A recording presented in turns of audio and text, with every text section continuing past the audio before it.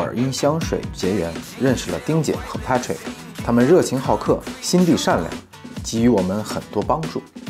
而对香水和腕表的热爱，使得我们之间有一种相见恨晚的感觉。去年10月，他们带朋友回国旅行，我们又在北京相聚。分别时，他们与我约定，当我再来瑞士的时候，带我去探访一个世外桃源般的古老村庄，令我万分期待。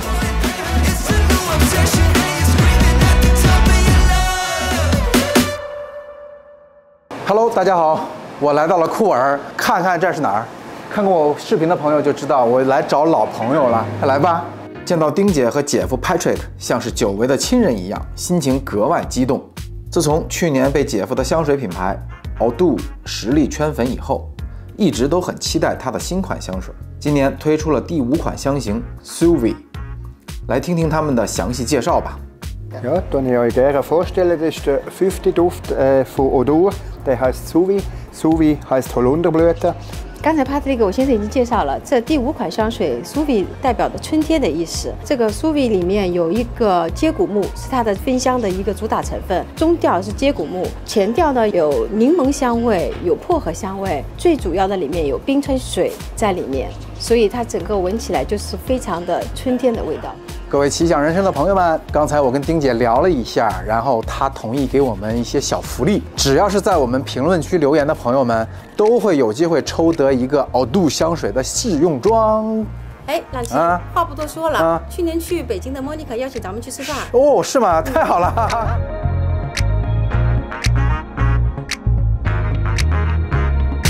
我现在来到了 Monica 的店门口，因为晚上她要请我们吃饭，所以我先来跟她打个招呼，快来吧。Remo 和 Monica 夫妇是去年随丁姐他们来北京旅行时与我相识的，虽然只有短短几天的相处，却建立起了珍贵的友谊。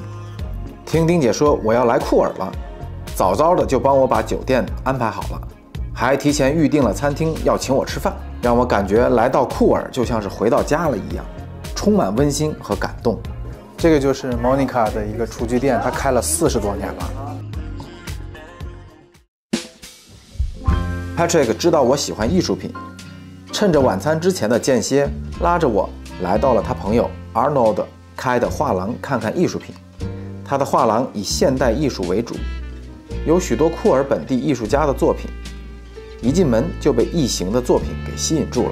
今年是异形之父吉格尔逝世10周年，他是库尔的骄傲。身为吉格尔粉丝的 Arnold 发起了一个纪念活动，而且他还收藏了一枚异形腕表，这要是带出去，回头率绝对100%。晚餐选在一个极具当地特色的餐厅，氛围很像咱们胡同里的私家菜馆。Patrick 对我的雷米格很感兴趣，他觉得很有创意，也很好看。他喜欢我的新表。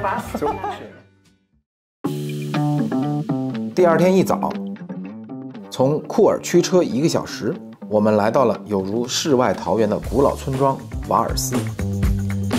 丁姐和 Patrick 提前帮我联系了当地旅游局的 Monica， 她非常热情地接待了我们，并为我们安排了一系列具有当地特色的体验行程。交谈中，他表示，目前来这里的中国游客不多，他很欢迎有更多的中国游客来瓦尔斯旅行度假，也会为大家提供更好的服务和帮助。我们的行程从了解瓦尔斯的历史开始。Monica 推荐了一位老人家 Philip 当我们的向导，他已经80岁了，对这里的一草一木了如指掌。这个有着几百年历史的小村子，坐落在瓦尔斯河谷的腹地，海拔1200米。先民是从日内瓦的瓦里斯迁徙过来的，目前人口仅有1000人。在1860年以前，他们不可以和其他村子的居民通婚，就连购买日常用品也要翻山越岭5个小时去购买。这栋建于1658年的房子，虽然经过很多次修整，但大门却一直被保留下来。它这个造型弄得像鱼鳞片一样。门旁边的小窗，他们称之为灵魂之窗。每当有亲人去世的时候，便会将小窗打开，这样逝去的灵魂便能升上天堂，是当地独有的风俗。菲利普老爷子带我们参观了一个100年历史的鞋店，是家庭式工坊，这里是制鞋匠工作的地方。在他去世后，所有的工具和陈列被保留至今。工作台吧，这个是火暖取暖。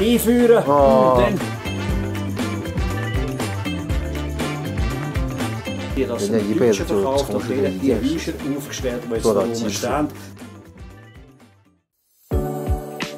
走在静谧的村子里，看着这些古朴的民宿，我忽然发现了一个很有趣的现象：他们每一栋房子的房顶都铺满了相同的石材。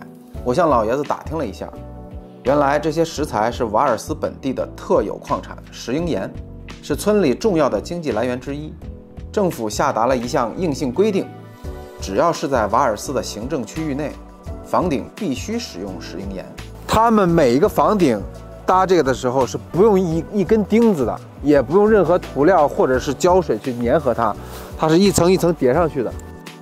以这样的方式来推广自家特产，另外既美观又防火，一举三得，确实是很有智慧的。老爷子见我对这些石头感兴趣，建议我们去看一下建筑大师魏延武为当地经营石英岩的公司设计的办公楼。虽然外观设计未来感十足，却能与周边的环境和谐地融合在一起。大师手笔啊，果然不一般。我们现在就带大家进去看一眼里面到底是什么样子的，好吗？来吧。当我们进入到办公楼时，接待处的一位工作人员带着我们参观，聊了几句后发现其实他是这家公司的老板，简直太低调了。公司老板当前台，这你敢信吗？据他介绍，他们公司叫 Traffer， 主要销售石英岩，是家族企业。这栋楼的名字是 House Barma， 大致意思是遮风挡雨的房子。而且这栋楼是集办公与居住一体的。整栋楼用了882块石英岩，501块木板，5500多个家具集成在一起，完美地呈现出石材的内在品质以及光影之美。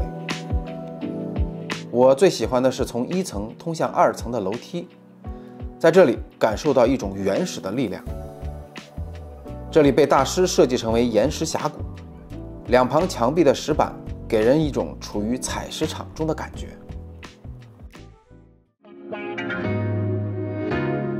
俗话说，靠山吃山，靠水吃水，瓦尔斯是都占上了，尤其是水资源，数百万年的冰雪和雨水造就了丰沛的水量与地热资源，也造就了一个高端矿泉水品牌瓦尔瑟。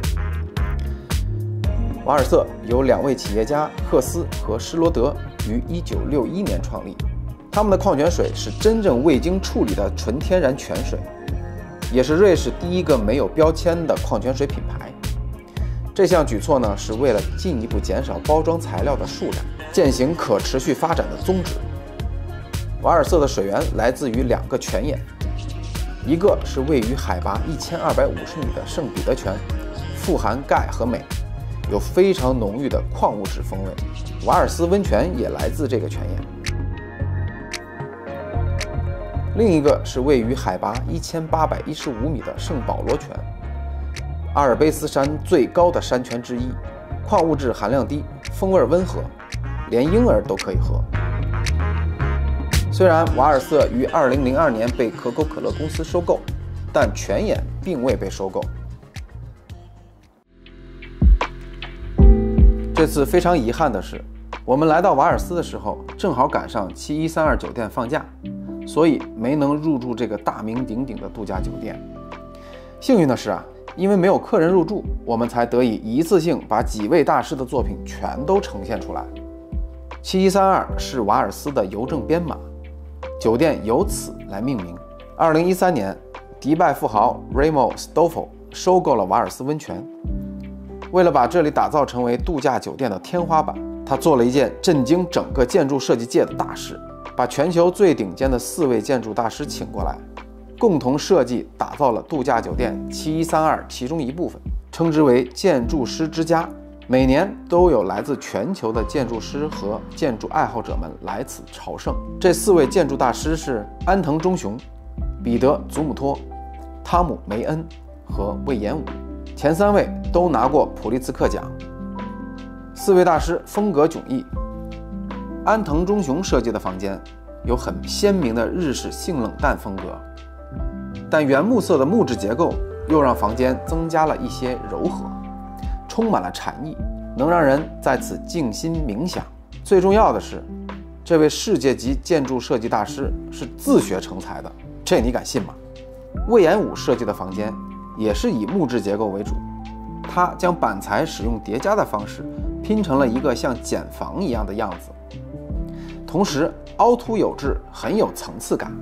汤姆·梅恩设计了2种材质结构的房间，一个呢是石材结构的，一个是木质结构。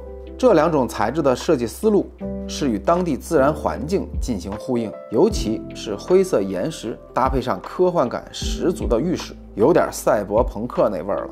另外，酒店的入口也是他设计的。让我意想不到的是彼得·祖姆托设计的房间，他在色彩的表现上十分大胆，让我又看到了大师的另一面。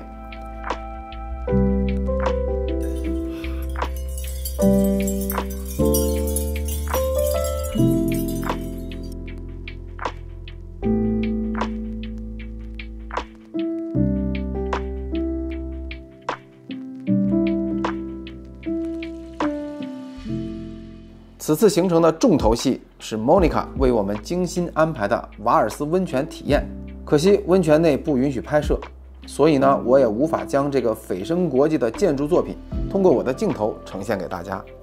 瓦尔斯温泉也是由彼得·祖姆托设计完成的，被收入瑞士世界遗产保护名录。瓦尔斯温泉整体使用了6万多块石英岩建造而成，通过对材料、光线和空间的把控，完美地将现代建筑与自然风光融为一体。温泉水温保持在30度，是它最大的优势，也是格劳宾登州唯一从地表直接喷出的温泉。温泉分为2个区域，户外泡池能够360度欣赏美丽的自然风光，冬天能欣赏无敌雪景。下沉式的泡池设计方式令人仿佛有一种被大自然怀抱着的感觉，而室内部分就完全进入了另一个世界。行走在这个蜿蜒的空间里，明暗结合的光影给人一种处于原始洞穴的感官。闭上眼睛，打开所有感官，用手触摸着石材上的纹路，听着水滴声，这一刹那身心立马被疗愈了。这种返璞归真的体验前所未有。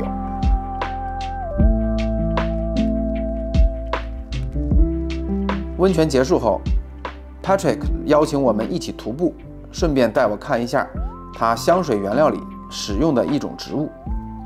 我们徒步来到了海拔1800米以上的这个地方，就是为了来找它制作香水里边会用到的一个松柏的原材料，因为它的香水全都是纯天然的植物里面提炼出来的。格劳宾登州特有的松王，在高海拔地区的成活率只有30%，非常稀有。用它的松针、松果和树干可以提炼出精油，这种精油不仅可以帮助睡眠，也能缓解呼吸道的不适。大家看远处的山峰是不是有些眼熟？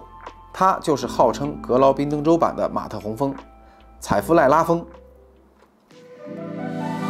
这次瓦尔斯之行的最大感触是，上天简直太宠爱这个只有1000个居民的小村子了，给予了它如此丰富的自然资源，让这里的居民们吃穿不愁。即便是在商业化氛围浓厚的今天，这里的人们始终保留着那份质朴和善良。他们善待每一个来到这里的人和赖以生存的环境，这就是现实世界中的世外桃源。好了，本期分享就到这里，大家可别忘了评论区互动赢取奖品。下一期殿堂级巧克力莱德拉工厂探访，敬请期待。